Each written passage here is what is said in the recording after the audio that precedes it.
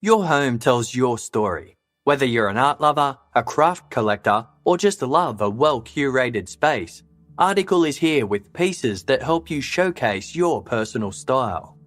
With designs crafted from solid woods, touchable textures, and a refined colour palette, Article's latest collection makes it easy to create a home that feels uniquely like you. Article's team of designers focuses on beautifully made pieces, quality materials, and a durable construction. They are dedicated to a modern aesthetic of mid-century, Scandinavian, industrial, and bohemian designs. Casefile's composer Andrew wanted to update the decor in his home and was instantly in love with the online user experience of Article. The website was easy to navigate, and they had such a variety of beautiful, well-made furniture to choose from. Andrew chose some rugs and a throw for his house, and loves how the pieces complement his home furnishings. Article is offering listeners of Casefile $50 off your first purchase of $100 or more. Go to article.com/casefile and the discount will automatically be applied at checkout. That's article.com/casefile to get $50 off your first purchase of $100 or more.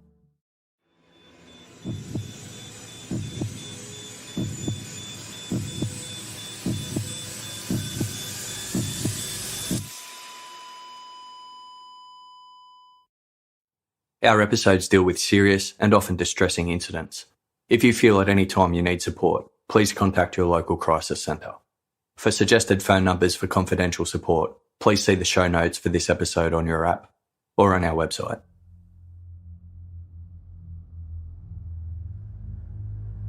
In the early hours of Sunday, June 26, 2011, James Anderson, who went by his middle name of Craig, found himself in a predicament. He had locked his keys inside his car. It was a setback the happy-go-lucky 47-year-old African-American man wasn't prepared for. Craig had gone out alone the previous evening as his husband of 18 years, James, was rostered on to work a night shift over the weekend. Hours earlier, James had phoned Craig to remind him to start packing for their upcoming trip to Chicago in celebration of Craig's 48th birthday in 5 days' time. Their call ended with the men telling one another, "I love you." Craig's orange Chevy Avalanche was parked in a lot off the Metro Inn, a budget hotel in his home city of Jackson, Mississippi. Located near the intersection of Highway 80 in the city's west, the lot was relatively small, with around 24 angled parking spots split into 2 near-even rows. A Wendy's fast food restaurant was located on its northern border, with winding on and off ramps for the Interstate 20 highway to the south.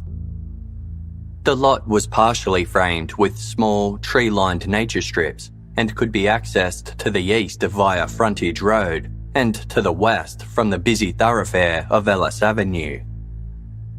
Shortly after 4:45 a.m., as Craig assessed his options, a white Jeep Cherokee SUV carrying 4 occupants entered the parking lot.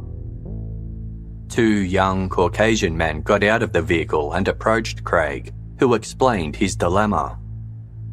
He asked the pair if they had a coat hanger he could use to try and jimmy the lock in his car door. The men moved back and forth between their Jeep and Craig's car, engaging Craig in conversation while seemingly looking for an item that could be of assistance. 15 minutes later, a dark green Ford F-250 pickup truck carrying 3 occupants drove into the car park before leaving via the Ellis Avenue exit. The 2 men who were helping Craig got back into their Jeep and followed the Ford. Moments later, both vehicles returned and stopped in close vicinity to where Craig was waiting by his car. The 2 men who had assisted Craig earlier emerged from the Jeep and were joined by the driver of the Ford, a young, white, blonde-haired, blue-eyed male. He called Craig a racist slur and yelled, "Get away from my truck." Suddenly, one of the men from the Jeep punched Craig in the face, knocking him to the ground. The driver of the Ford then straddled Craig and proceeded to hit him repeatedly around the head while cussing and shouting racial abuse. The remaining passengers of the group's 2 vehicles watched on as the assailant spent the next 3.5 minutes beating Craig. Afterwards, he stole Craig's mobile phone, wallet and wedding ring before jumping back into the driver's seat of the Ford. As the Jeep drove away, one of its passengers yelled out, "White power." In response, the driver of the Ford raised his fist in the air and yelled back, "White power." As the Ford pulled out of the parking lot, its headlights illuminated Craig stumbling along the edge of Ellis Avenue, just to the right of the exit. The driver steered towards him, mounted the curb, and ran him over. The Ford's occupants yelled more racial abuse out of the window as the vehicle sped away.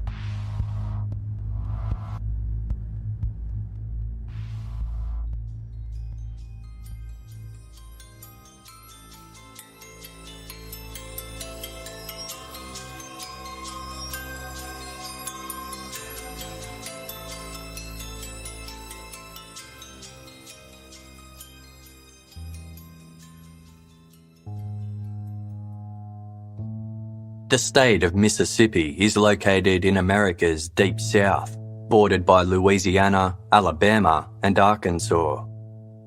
During the 1800s, black slaves were used to tend to the farming land that was owned by Mississippi's white citizens, and by 1860, these slaves accounted for 55% of the state's population. The state was so heavily invested in slavery that race became a dominant theme of Mississippi's politics. On January 9, 1861, Mississippi declared secession from the US Union and became one of America's original Confederate states. In the declaration, slavery was referred to as, quote, "the greatest material interest of the world." In April that same year, the ongoing controversy between the southern and northern states over the enslavement of black people gave rise to the American Civil War. Over 80,000 Mississippians fought in the war, many of whom were motivated by fear of losing white supremacy. During this time, the majority of Mississippi's black population were enslaved and living on plantations. Many had been forced there by ship or over land via the domestic slave trade. In 1865, when the Confederacy was defeated and the Civil War ended, slavery was abolished by the 13th Amendment to the United States Constitution, with Mississippi being one of the few states that voted against the amendment. 5 years later, Mississippi rejoined the US Union, but the state continued to face intense interracial conflict and was centre stage during the civil rights movement of the mid-20th century. This was most evident in the state's capital city, Jackson. Known as the City with Soul, Jackson is renowned for its music, architecture, museums, historic cultural districts, performing arts, and a vibrant nightlife. However, like the rest of Mississippi, the city has a dark and complex history when it comes to racial inequality. Between 1877 and 1950, 22 people were lynched in Jackson's Hinds County, more than anywhere else in the state. In 1954, the federal government's forced end to segregation resulted in Jackson becoming more racially diverse. This prompted many white people to move away from the city, rendering some neighbourhoods of Jackson almost exclusively black. One of the most infamous hate crimes that occurred in Mississippi was the 1955 murder of 14-year-old Emmett Till, a black teenager who allegedly wolf-whistled at a white woman. In retaliation for this perceived slight, 2 white men kidnapped and killed Emmett before dumping his body into the Tallahatchie River. An all-white jury acquitted the men, even though they later admitted to the murder. Another race-fueled incident occurred in 1964, when 2 19-year-old black men, Charles Moore and Henry D., were murdered by members of the white supremacist hate group, the Ku Klux Klan, in the Mississippi town of Roxie. Charles and Henry were tied to a tree, beaten, and then dumped in the Mississippi River to drown. That same year, a gang of Ku Klux Klansmen that included several police officers abducted and murdered 1 black man, James Chaney, and 2 white Jewish men, Andrew Goodman and Michael Schwerner, in Neshoba County, because they were trying to help black people register to vote. During the 1960s, several serious crimes were committed against civil rights activists by white supremacists, and racist aggression was constant. In 1963, civil rights activist Medgar Evers was shot outside his home by a member of the Ku Klux Klan, which caused national outrage and was pivotal to the passing of the Civil Rights Act the following year. From 1980 to 1990, Jackson's white population dropped to 43%, and by 2000, white people accounted for just over a quarter of the city's population. Although that number showed a slight increase by 2011, racially motivated crimes committed by white people against the city's black citizens remained prevalent.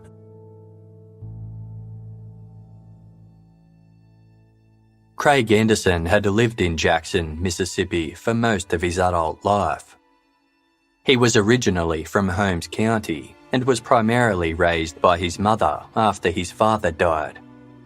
Craig was one of 4 children with an older sister and 2 younger brothers. He grew up to become a kind and courteous person who was particularly caring towards children and the elderly. His defining feature was what his sister Barbara called his grand piano smile. As a young man, Craig moved 70 miles south to Jackson, where in 1993, at the age of 30, he was introduced to James, another African-American man. James later told journalist Albert Samaha from BuzzFeed News that by the end of their first date, the pair had fallen for one another. The cautious and organised James kept Craig in check, while Craig's warm and easygoing personality allowed James to loosen up a little. On a number of occasions, James surprised Craig with trips to cities like Chicago, New Orleans, and Miami.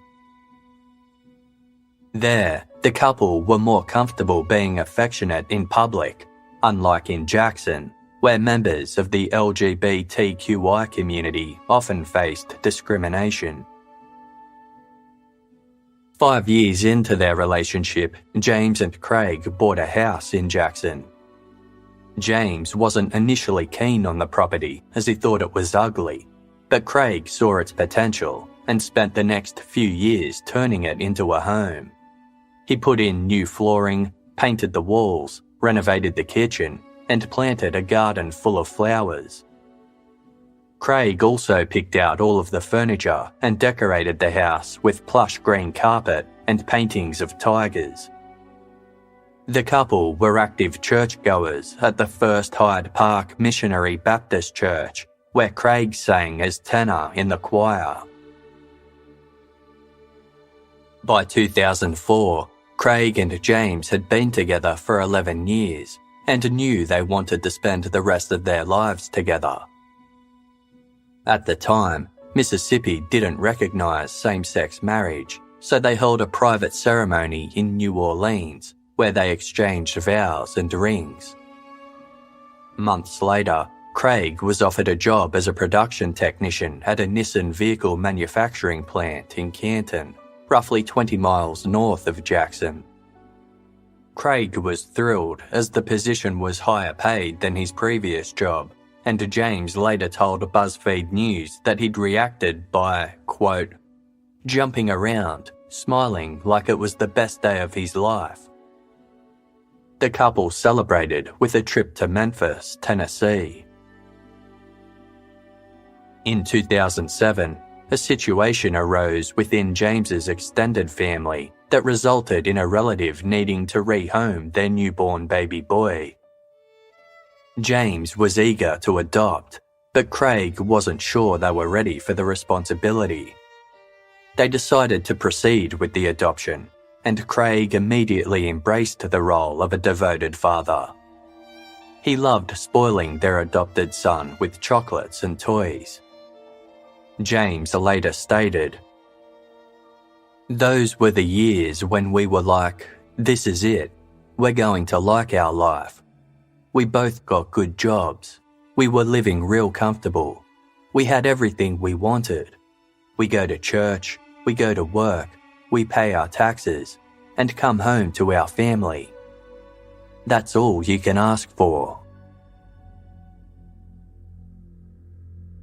In the early hours of Sunday, June 26, 2011, 911 received a call from a woman at Jackson's Metro Inn, just off Highway 80. She had just witnessed a dark green Ford pickup truck run over a black man in the motel's parking lot. The perpetrators, who were identified as being young and white, were also heard hurling racial abuse at the victim.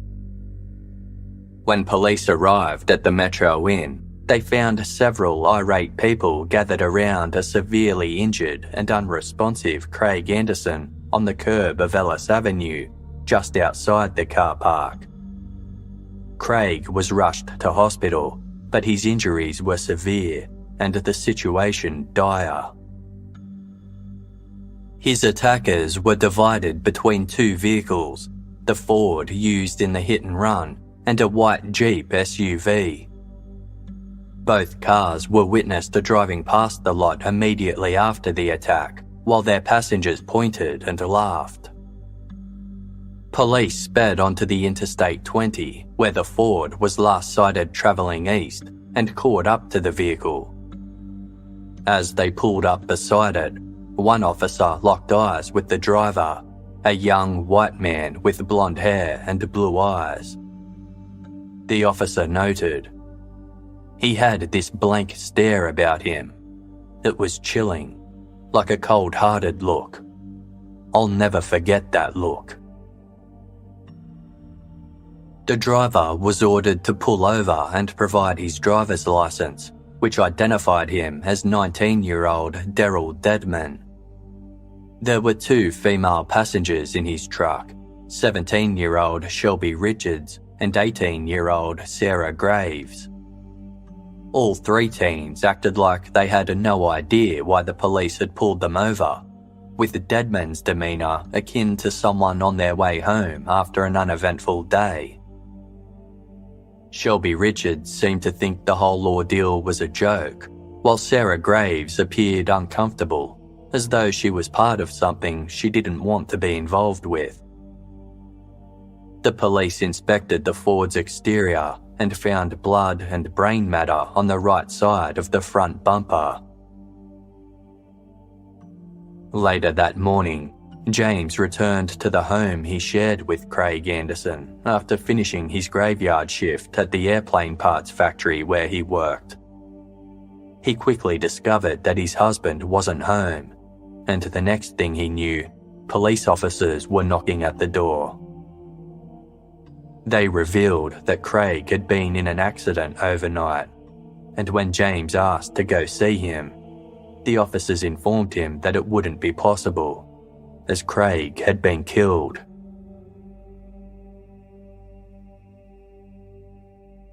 Daryl Dedman, Shelby Richards and Sarah Graves were taken into custody and interviewed separately. Dedman told police that Craig Anderson had jumped in front of his truck, while Richards, who was Dedman's girlfriend, laughed when she was brought into the interview room. In contrast, Sarah Graves appeared in shock and was crying. Once she had settled, she detailed the lead-up to the incident. On the night of Saturday, June 25, Graves and several dozen other youths were celebrating a birthday in a field near the village of Puckett, around 30 miles southeast of Jackson. They engaged in underage drinking around a bonfire until the party reached its conclusion at 4:15 a.m. 10 partygoers then made a plan to meet up at a gas station in Brandon, a predominantly white neighbourhood on the outskirts of Jackson, where the majority of the youths lived. At the gas station, the group discussed going to Jackson, which was a short drive west. 3 partygoers called it a night and went home, while the remaining 7 committed to the trip.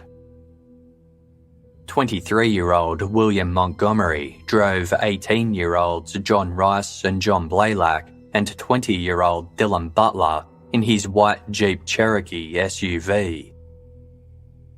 Daryl Dedman took Sarah Graves and Shelby Richards in his green Ford F-250 pickup truck. During the drive into Jackson, Dedman and the girls received a call from the Jeep occupants informing them that they were parked in the lot next to the Metro Inn on Ellis Avenue. Sarah Graves claimed that when they arrived, Rice and Blaylock were talking to a black man in the motel's car park. Dedman then confronted the man, and the pair got into a physical altercation. After the fight, Dedman returned to the Ford and referred to the man using racist terminology. Graves told detectives, "We started pulling out, and the guy was walking towards us, and Dedman just stepped on it. The guy slipped under the car, and then I freaked out, and I went into, like, a shock. I couldn't breathe. I couldn't say anything. I didn't know what to do.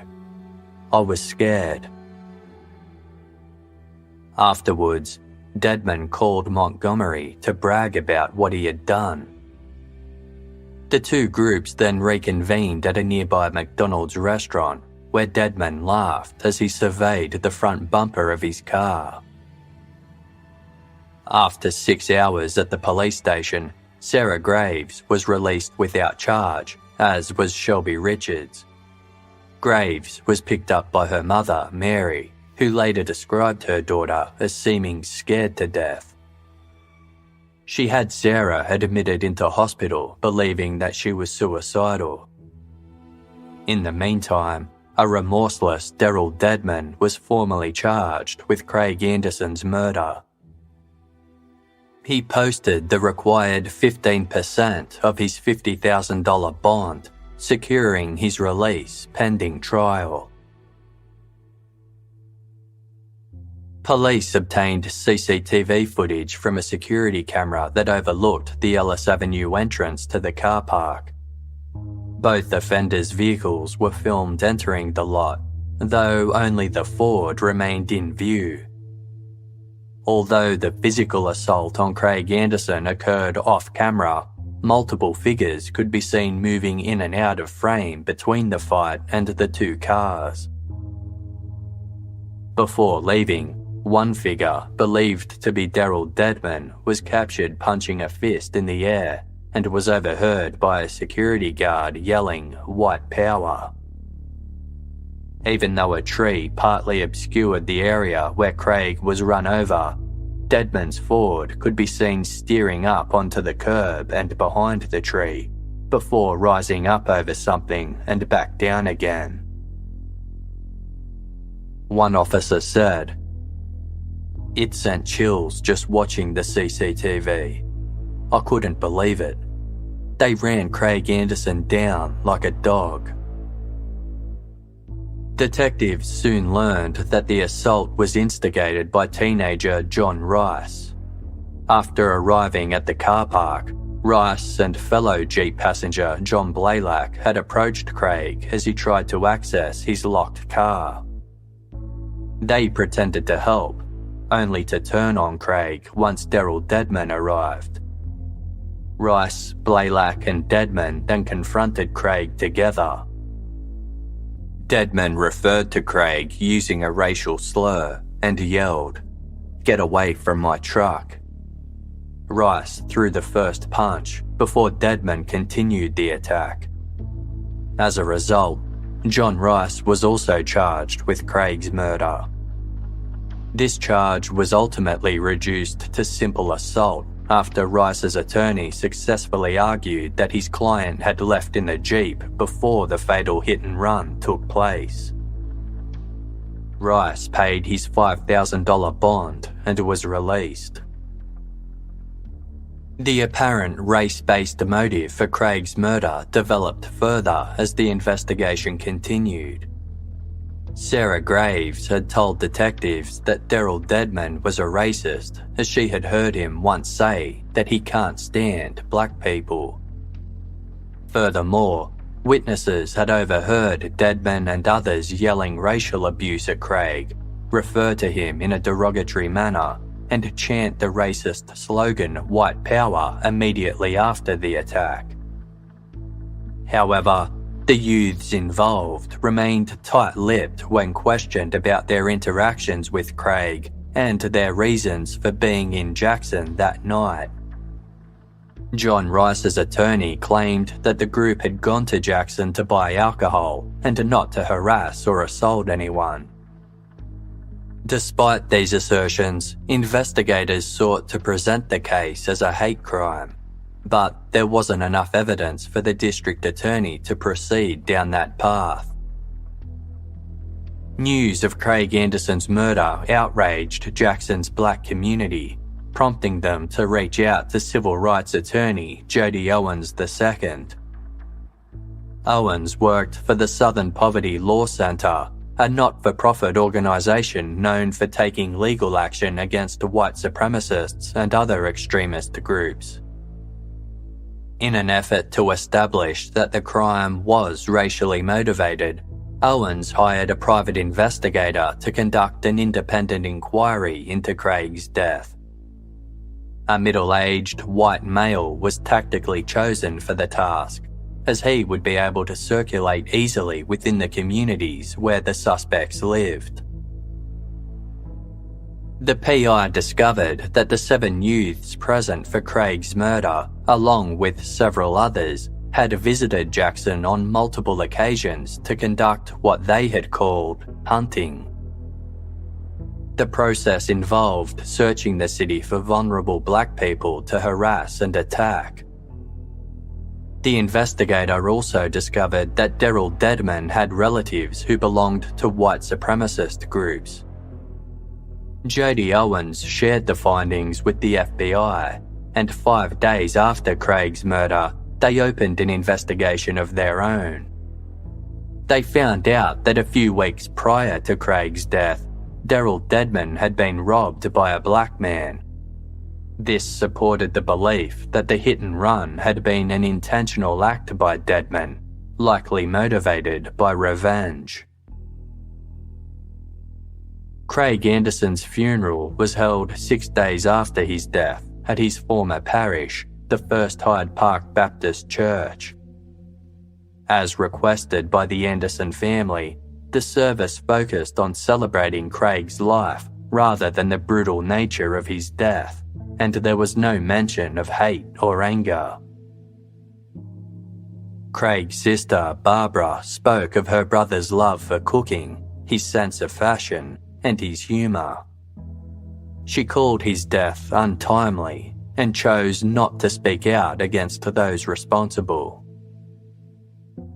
Pastor Brian Richardson and his 17-year-old son, Jordan, were 2 of the few white people in attendance.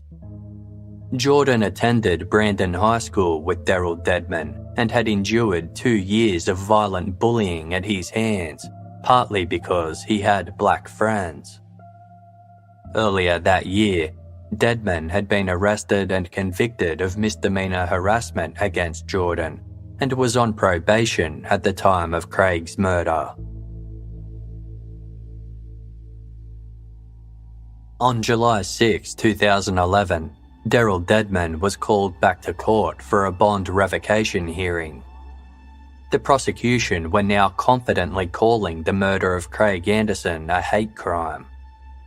After presenting the evidence that supported their position, the prosecution put forward that Deadman had left the party in the early hours of June 26 with the intention of going in search of a black person to attack. Deadman's attorney rejected these allegations, but the judge was satisfied with the evidence presented, and Deadman's bond was increased from $50,000 to $800,000. Unable to secure the payment, Deadman was placed in police custody to await trial. By this stage, the CCTV footage from the Metro Inn parking lot had been leaked to the press and broadcast on televised news reports throughout the country. As a result, Deadman was isolated in jail for his own safety. Meanwhile, the assistant police chief told CNN reporters that Craig's death was an isolated incident and denied that the attack was part of a bigger story. CNN also spoke with Jordan Richardson, the teenager Deadman had been previously convicted of harassing.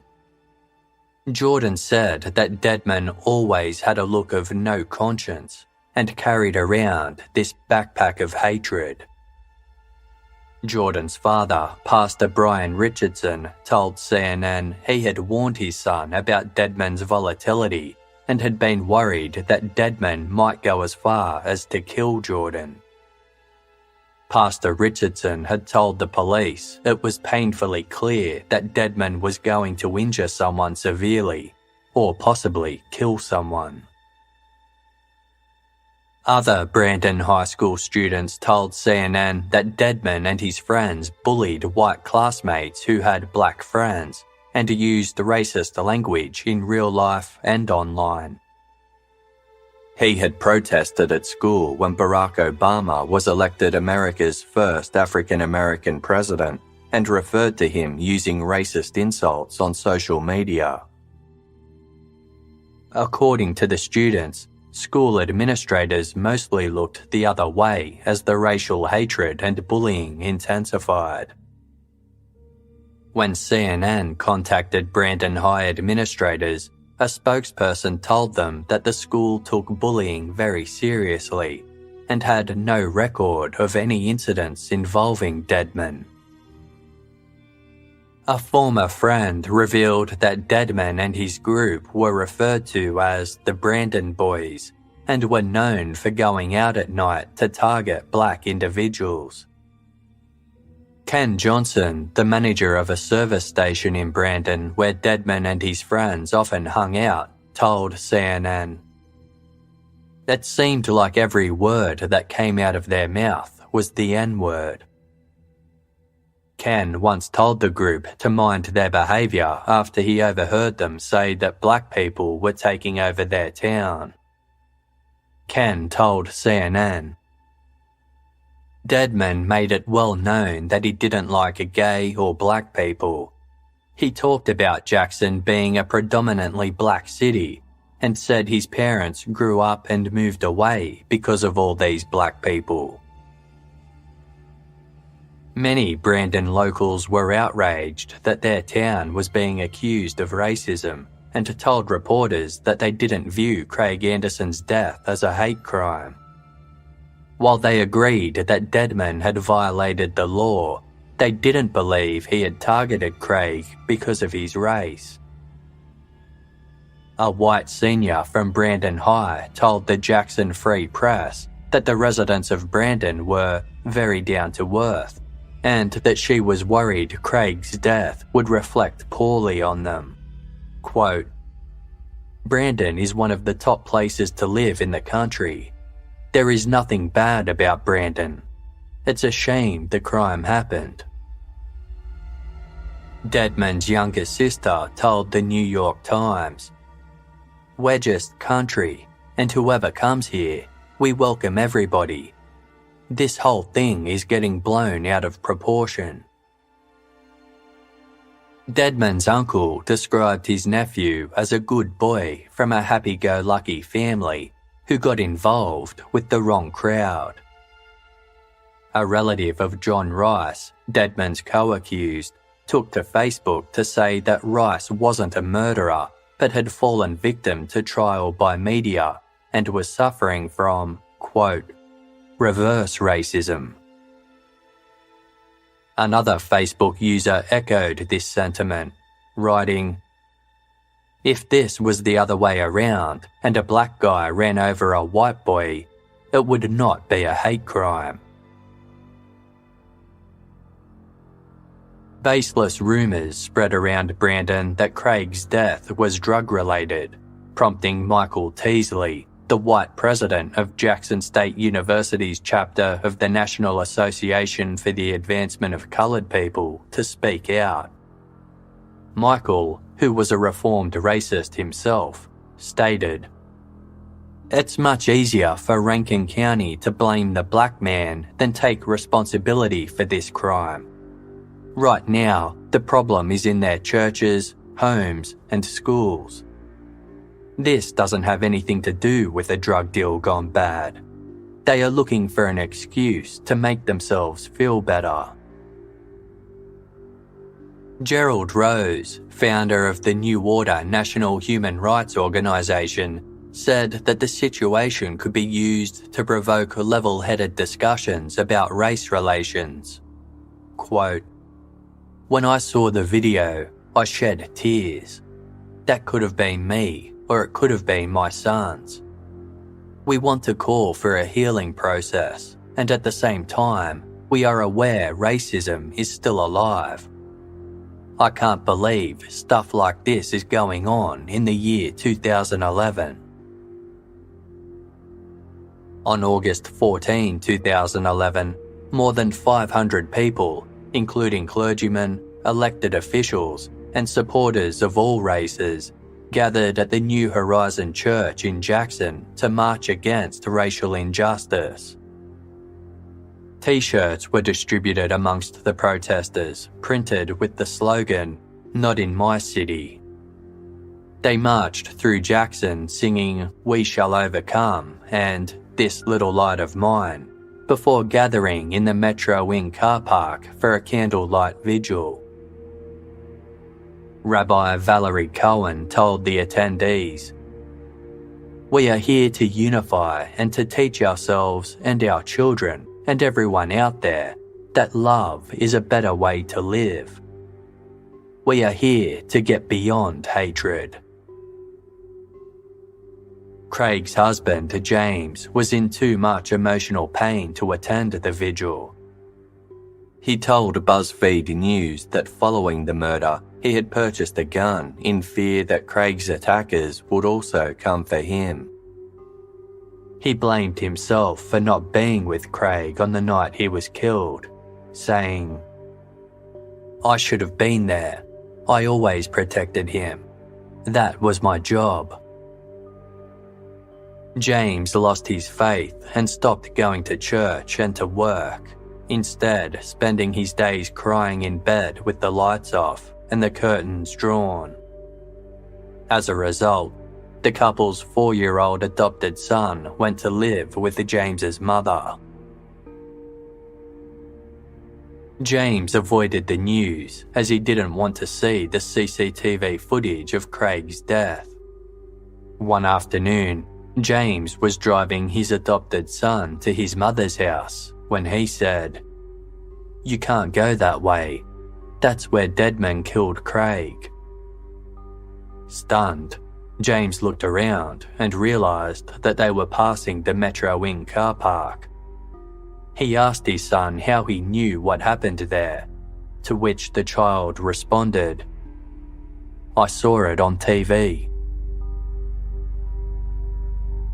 Almost 2 months after Craig Anderson's death, Daryl Deadman's murder charge was upgraded to capital murder. Under Mississippi law, a capital murder charge arises where the circumstances of an unlawful killing includes one of a prescribed list of aggravating factors. The relevant aggravating factor in the Craig Anderson case was that Craig had been killed during the commission of a robbery, as Dedman had stolen his phone, wallet, and wedding ring. If convicted of capital murder, there was the possibility that Dedman would face the death penalty.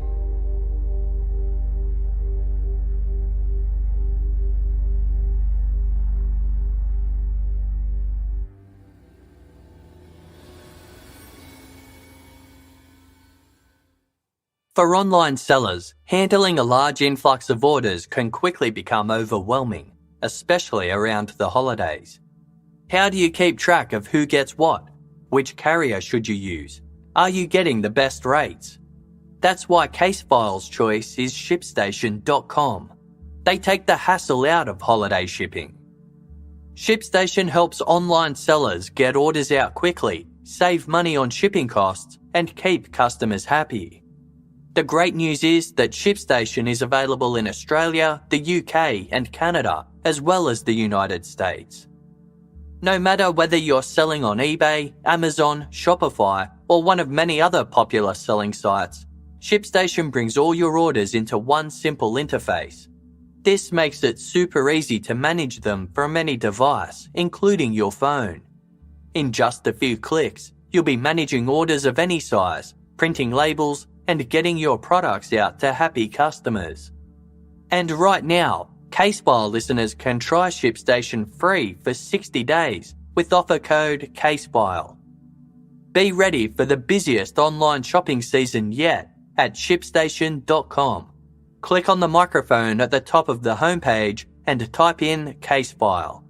That's ShipStation.com, offer code CASEFILE.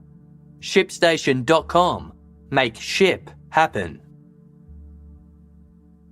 Getting in shape doesn't have to be about losing a specific amount of weight or a magic number on the scale.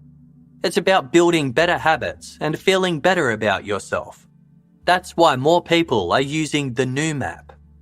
Noom teaches you the psychology behind the decisions you make and then helps you keep track of everything, from workouts and steps to analysing your diet and recommending healthy recipes.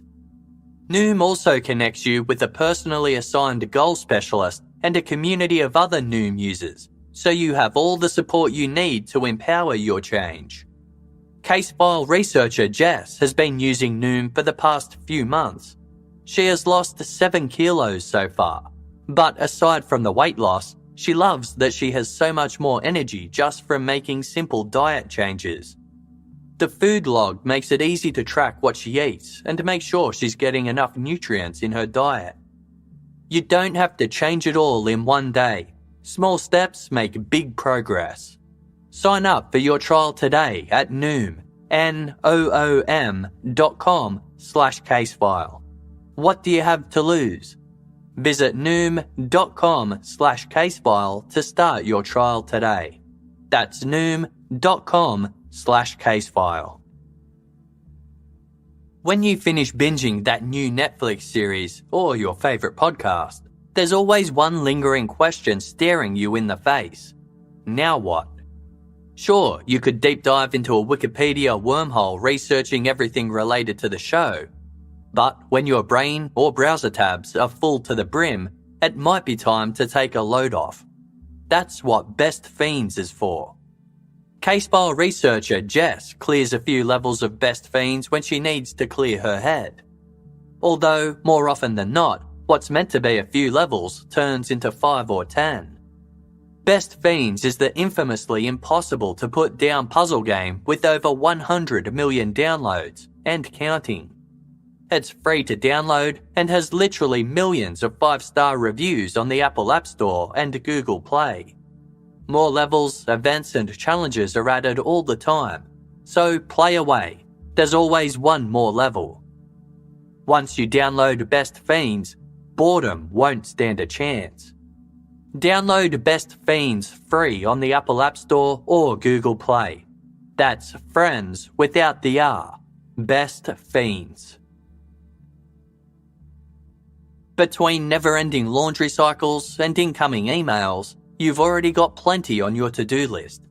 Give yourself one less thing to worry about and let DoorDash take care of your next meal. DoorDash is the app that brings you food you're craving right now, right to your door. Ordering is easy. Open the DoorDash app, choose what you want to eat, and your food will be left safely outside your door with the new contactless delivery drop-off setting. With over 300,000 partners in the US, Puerto Rico, Canada, and Australia, you can support your local go-tos or choose from numerous national restaurants. Show your favourite restaurant some love and support during these hard times by ordering a meal you can enjoy at home. Right now, listeners of Casefile can get $5 off and 0 delivery fees on their first order of $15 or more when you download the DoorDash app and enter code CASEFILE. That's $5 off and 0 delivery fees on your first order when you download the DoorDash app in the App Store and enter code CASEFILE. Don't forget, that's code CASEFILE for $5 off your first order with DoorDash.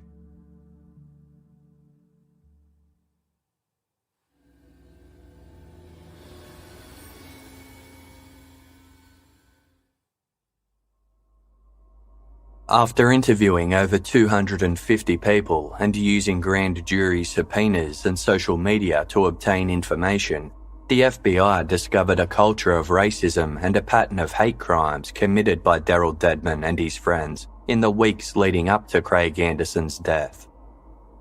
Since April 2011, the youths had made multiple trips into Jackson, or what they referred to as Jaffrika, a racially derogatory portmanteau combining Jackson and Africa. While there, they harassed the black individuals whom they perceived to be homeless or under the influence of drugs or alcohol, as they believed these targets would be less likely to resist or report their attacks to police. Investigators uncovered 4 separate incidents involving some of the youths present during Craig Anderson's attack.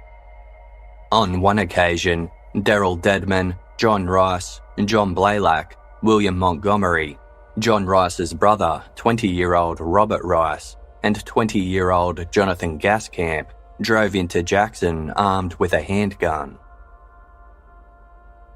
The group found an intoxicated black man alone near a golf course and beat him until he begged for his life. Gaskamp also threatened to shoot the man. On another occasion, Dedman, Blaylock, Montgomery, and the Rice brothers were driving through Jackson when they spotted a black male pedestrian near a gas station. Robert Rice, who was driving Montgomery's Jeep, accelerated in the direction of the man and nearly ran him down. Witnesses said that if the man hadn't moved, he would have been hit. Another time, Blaylock, Montgomery, the Rice brothers, and Shelby Richards lured a black man into believing they wanted to buy drugs, but instead, Blaylock punched him in the face. The 4th incident involved Blaylock and Montgomery, along with Dylan Butler, who was also present on the night of Craig's murder, 21-year-old Joseph Dominic, and an unnamed 5th person.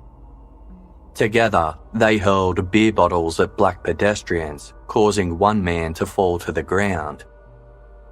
They also stopped at a sporting goods store and purchased a slingshot, then took turns shooting metal ball bearings at any black people they encountered, including those who were visibly impaired and a teenage boy riding his bicycle. The FBI also re-interviewed Sarah Graves, the teenage girl who had been riding in Daryl Dedman's Ford at the time of Craig Anderson's murder.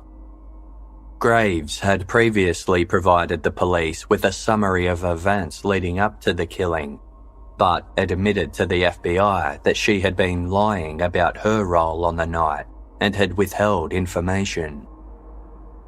She now admitted to being one of the main driving forces behind recruiting partygoers to take the hunting trip into Jackson that night. She, along with Daryl Dedman, Shelby Richards, and John Blaylock, had encouraged others to join them for a trip into Jafrica to, quote, fuck with some black people. Blaylock also gathered up empty glass bottles from the party to use as projectiles. The FBI concluded that although the 7 individuals who went into Jackson in the early hours of Sunday, June 26, might not have had a specific plan to kill, they definitely intended to harm or harass. Montgomery had driven the Jeep into the city, while Blaylock, Butler, and John Rice threw bottles at black pedestrians. When they spotted Craig Anderson stranded by his locked car, they perceived him as being drunk. After phoning Dedman's group to tell them to come to the parking lot, Blaylock and Rice approached Craig under the guise of offering assistance. They conversed with Craig in order to stall the situation until Dedman, Graves, and Richards arrived in the Ford. Richards encouraged her boyfriend, Dedman, to assault Craig. Rice threw the initial punch before Dedman continued the assault, which left Craig severely battered but alive. Dedman then got back in his car and drove over Craig, while he and his girlfriend shouted racial abuse out the window. It remained unclear which of the youths in the Jeep first yelled out "White Power," but it was Dedman who repeated the chant. The FBI also discovered that the racial violence carried out by the young offenders was well known in Brandon. In fact, dozens of white teens from the area knew about the group's actions, but did nothing to stop them. On September 6, 2011, Craig Anderson's family filed a civil wrongful death suit against Daryl Dedman, John Rice, Sarah Graves, Shelby Richards, William Montgomery, Dylan Butler, and John Blaylock. The suit alleged that while all 7 of the youths weren't directly responsible for assaulting and killing Craig, they were all negligent because they didn't try to stop the attack, provide any assistance to Craig, or call the police. Craig's mother and siblings, who were listed as plaintiffs, stated they would forever be deprived of Craig's comfort, services, financial support, and companionship. Given that Mississippi didn't acknowledge same-sex marriage at the time, James was unable to join the family's civil claim, as he wasn't considered to have any legal standing in the matter. While awaiting trial, Daryl Dedman penned a letter to his younger sister. In it, he claimed that he had committed himself to Jesus and warned her to stay away from trouble. He blamed his actions on alcohol and his friendship group, writing, "My so-called friends got me in here." As Dedman's capital murder arraignment approached, Craig's sister Barbara wrote a letter to the district attorney on behalf of her family, requesting that the death penalty be taken off the table. She explained that the Andersons were opposed to capital punishment in part because of their Christian beliefs and because of its historic association against people of colour. The letter stated, "Those responsible for Craig's death not only ended the life of a talented and wonderful man, they also have caused our family unspeakable pain and grief. But our loss will not be lessened by the state taking the life of another." As Coretta Scott King stated in explaining her opposition to the death penalty, "An evil deed is not redeemed by an evil deed of retaliation." Executing Craig's killers will not help balance the scales. On September 21, 2011, Dedman entered a plea of not guilty and was ordered to remain in custody until his trial commenced early the following year. In the months leading up to the event, a dispute began over whether Dedman should be tried in Jackson.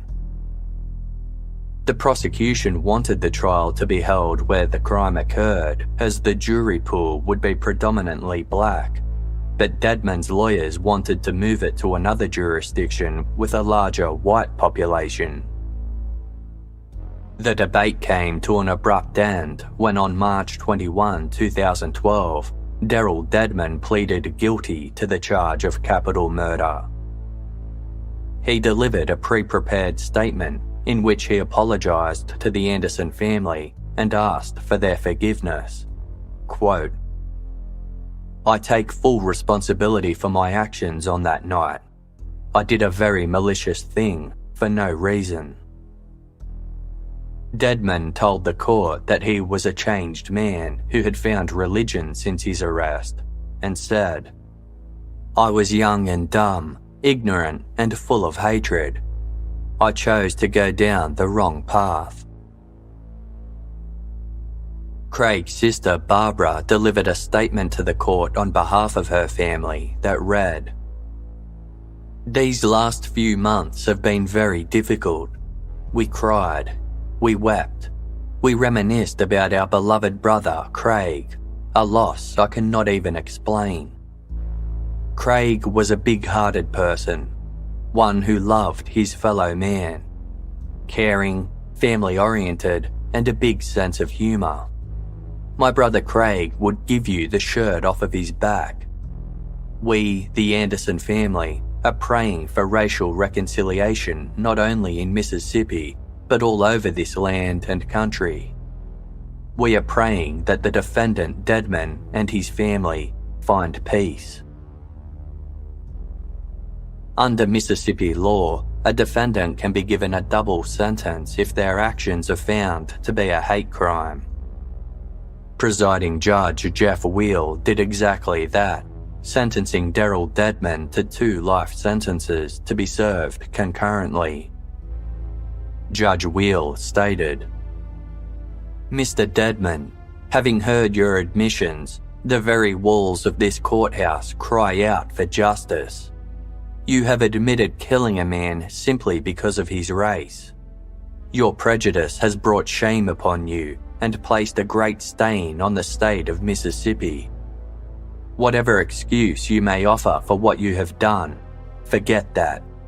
There is no excuse you can offer to the family of Mr. Anderson or to your fellow Mississippians who have to try to reconcile the horrible damage you have caused. All the hard work we have done to move our state forward has been stained by you, a stain which will take years to fade."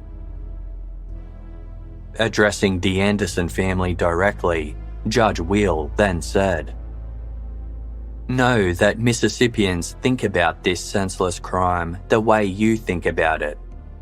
With all her troubled past, the state of Mississippi stands with you today and condemns this despicable crime and says there is no excuse for this." After the sentencing, the district attorney of Jackson said he expected further charges to be placed against Dedmon, with more arrests to come. Quote, "This is just the beginning."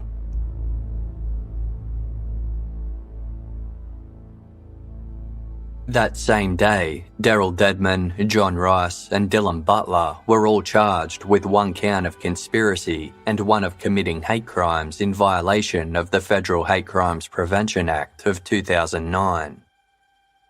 These charges were in relation to their history of racially motivated crime, including the murder of Craig Anderson. All 3 young men denied being racist or being raised to have a hatred of African Americans. Regardless, the next day of March 22, 2012, they each pleaded guilty, marking the first time that the Hate Crimes Prevention Act had ever been used in a case where the defendant's actions resulted in a victim's death. They appeared in court for sentencing in February 2015, 3 years and 7 months after Craig Anderson's murder. Judge Carlton Reeves, the second black federal judge in Mississippi's history, presided. James prepared a statement to be read on his behalf during proceedings, as he still couldn't bear to speak publicly about his husband's murder. It read, "You all don't have a clue what you have really done to my family in committing this terrible crime. James Craig Anderson was a great man. He was a man who loved his family and was a great provider to our son and me. We had a great life and we miss him so much. Since his death, our lives have been turned upside down." James spoke of the detrimental impact Craig's murder had on his own mental health, his inability to work, and the challenges he had since faced as a single parent. Quote, "My heart gets so heavy at times because I feel like a failure because I couldn't keep up the things Craig did for us. We were always there for each other. We supported each other and we confided in each other. I wish none of you would ever see daylight again. There is no room on earth for people like you." Judge Carlton Reeves delivered a long and powerful sentencing speech that touched on the state's troubled past with lynchings and racial injustice. Quote, "On June 26, 2011, 4 days short of his 49th birthday, the blood of James Craig Anderson was added to Mississippi's soil. New generations have attempted to pull Mississippi from the abyss of moral depravity in which it once so proudly floundered in. Despite much progress and the efforts of the new generations, these 3 defendants are before me today. They and their co-conspirators ripped off the scab of the healing scars of Mississippi, causing her to bleed again. There is absolutely no doubt that in the view of the court, the victims were targeted because of their race. The simple fact is that what turned these children into criminal defendants was their joint decision to act on racial hatred. In the eyes of these defendants and their co-conspirators, the victims were doomed at birth. Their genetic makeup made them targets. On top of the 2 life sentences Daryl Dedman had received for the state capital murder charge, Judge Reeves sentenced him to an additional 50 years in prison for his federal hate crimes. Dedman would first serve his 50-year sentence in a federal prison and then be moved to a state facility to serve out his 2 life sentences. John Rice, who had instigated the unprovoked attack on Craig, was given 18 years and 4 months imprisonment. Dylan Butler, who was present but didn't participate, was sentenced to 7 years. Acting Assistant Attorney General Vanita Gupta said that these sentences proved that the Department of Justice would vigorously pursue individuals who committed racially motivated assaults and would, quote, "cast a broad net to ensure that all who commit such acts are brought to justice." William Montgomery, who had driven the Jeep on the night of Craig Anderson's murder and had also participated in other hunting expeditions, was also charged with 1 count of conspiracy to commit a hate crime and 1 count of committing a hate crime. He was sentenced to 18 years and 9 months in prison. Jonathan Gaskamp, who participated in the golf course attack and made threats to kill, was also charged with 1 count of conspiracy and 1 count of committing hate crimes. He was sentenced to 4 years. He was one of 3 people charged for their participation in the racist gang, but who was not present for Craig Anderson's murder. Another who was not present for Craig's murder, Joseph Dominic, struck a deal to waive the grand jury indictment and in return pleaded guilty to 1 count of conspiracy to commit a hate crime. He was sentenced to 4 years. Judge Carlton Reeves acknowledged the court's belief that if it wasn't for Craig Anderson's death, the youths would have returned to Jackson to continue their mission to harm. The remaining members of the racist gang, John Blaylock, Shelby Richards, and Sarah Graves, were each charged with committing a hate crime against Craig Anderson, which carried a possible life sentence. They, along with John Rice, were also charged with willfully conspiring to cause bodily harm to African Americans in Jackson. Blaylock and Robert Rice also received charges for the attacks leading up to Craig's murder, including for carrying a firearm. Shelby Richards and Sarah Graves faced additional charges for enlisting others to commit hate crimes, and in the case of Graves, for lying to the FBI to conceal the fact that the crime was racially motivated. Blaylock, Robert Rice, Richards and Graves cited drunken judgment, youthful foolishness, and peer pressure from Daryl Dedman for their participation in the attacks. They each pleaded not guilty and were released on a $100,000 unsecured bond pending trial. However, several months later, all four changed their pleas to guilty.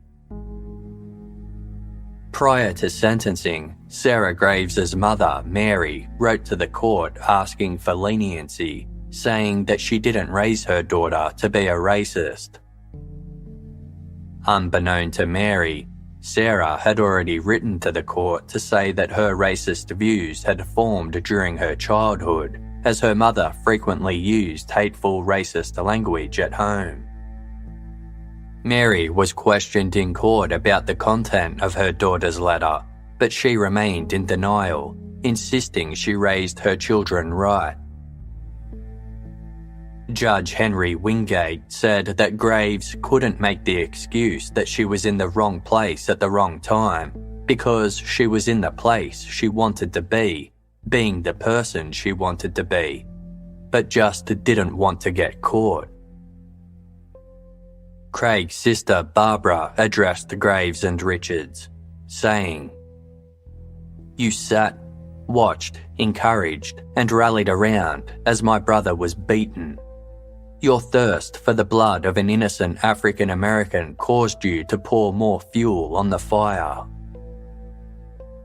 Craig's husband James, who had mostly stayed silent during the court proceedings, told the young women, "You texted everyone that night, but you couldn't call 911. You are as much to blame as if you'd been behind the wheel. You're babies yourselves, but I don't feel sorry for you. You knew what you were doing." Shelby Richards was sentenced to 8 years and Sarah Graves would serve 5. Speaking outside of court, Graves' mother, Mary, said she believed that presiding judge Henry Wingate was racist and should be taken off the bench.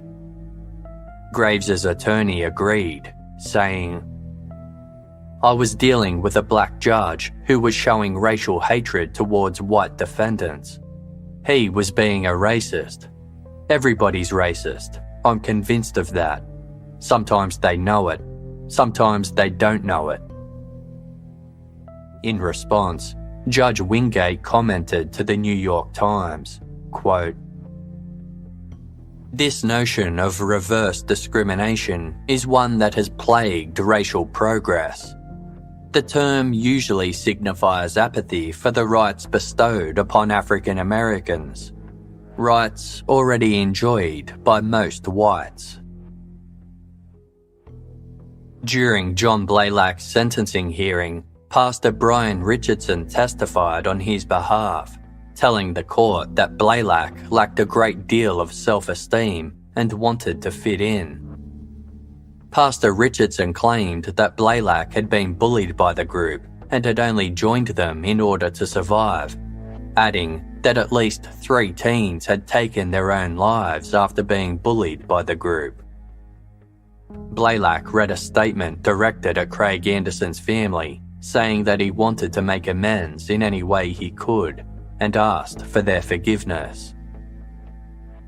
Judge Wingate wasn't convinced that Blaylock had shown any real remorse and fully expected that he'd align himself with racist groups once in prison.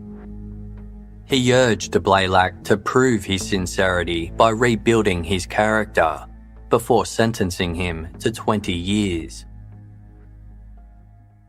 8 days later, Robert Rice, who was not present on the night Craig was murdered but had participated in the other attacks, was sentenced to 10 years.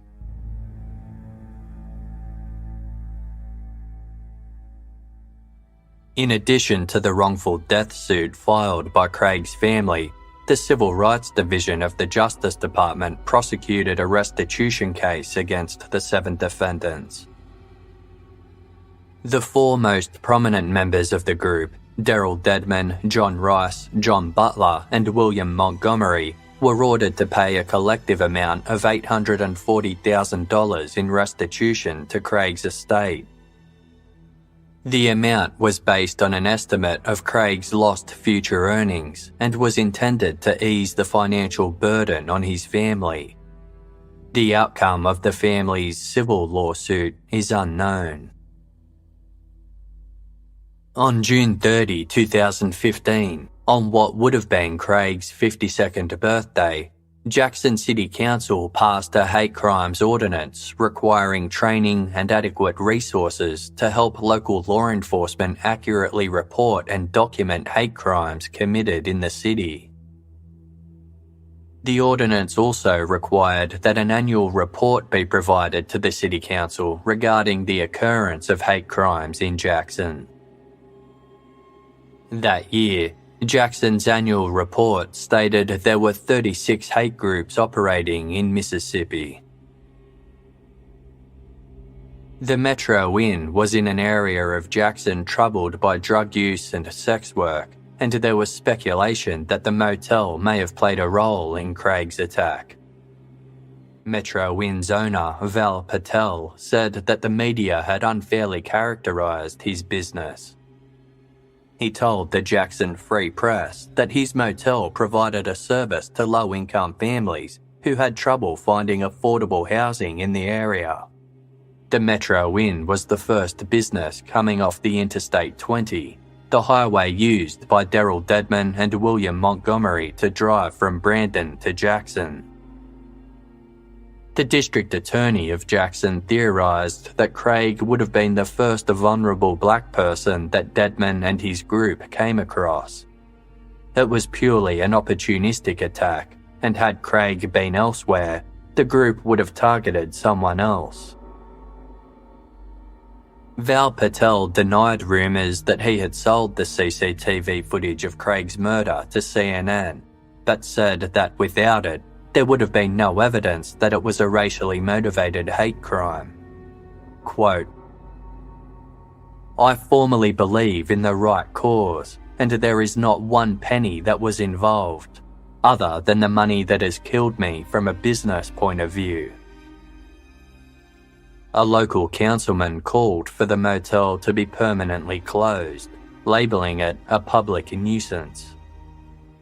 Unable to recover from the negative publicity, the Metro Inn permanently closed in 2017. On June 30, 2020, on what would have been Craig's 57th birthday, Mississippi passed a law to remove the Confederate emblem from the state flag.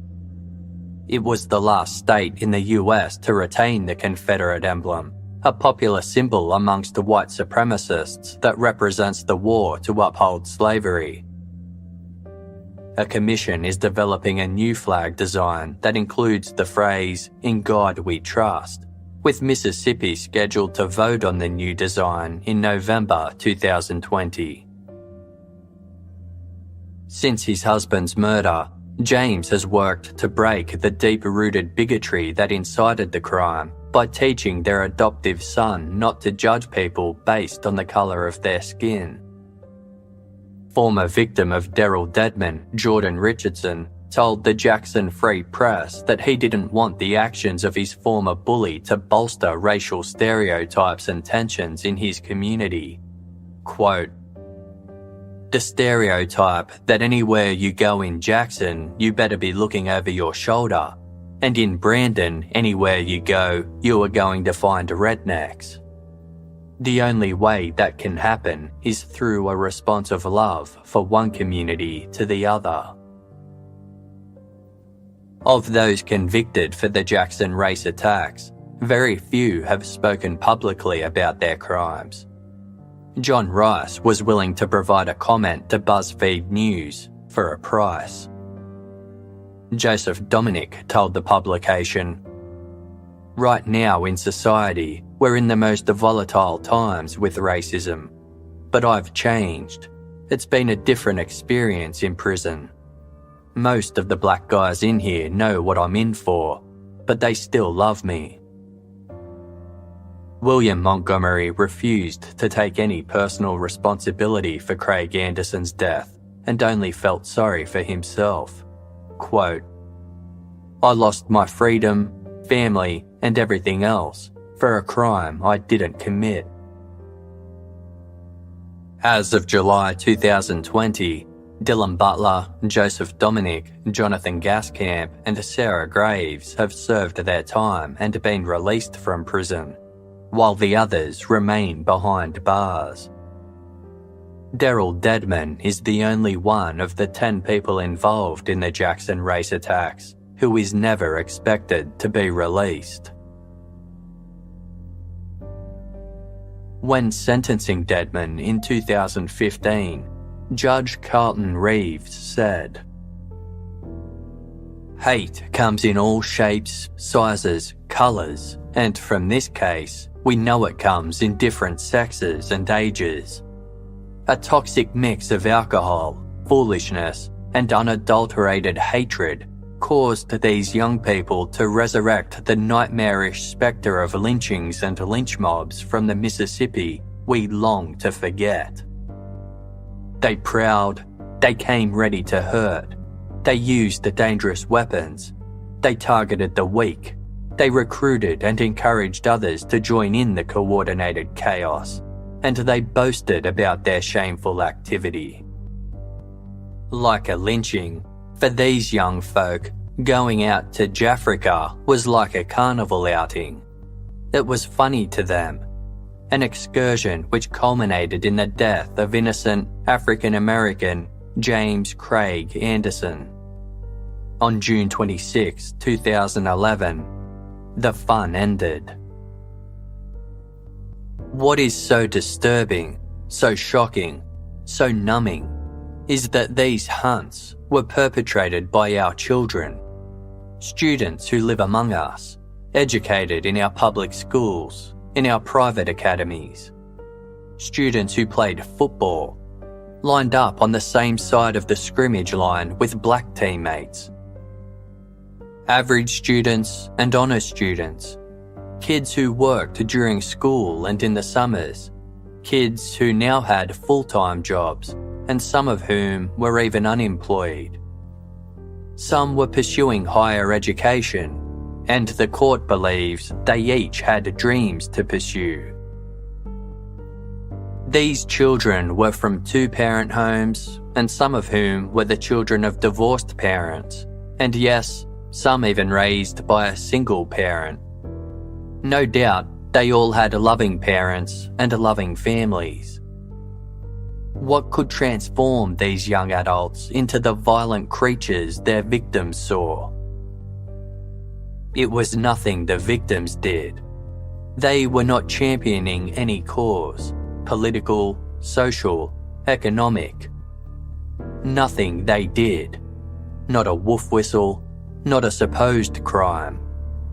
Nothing they did.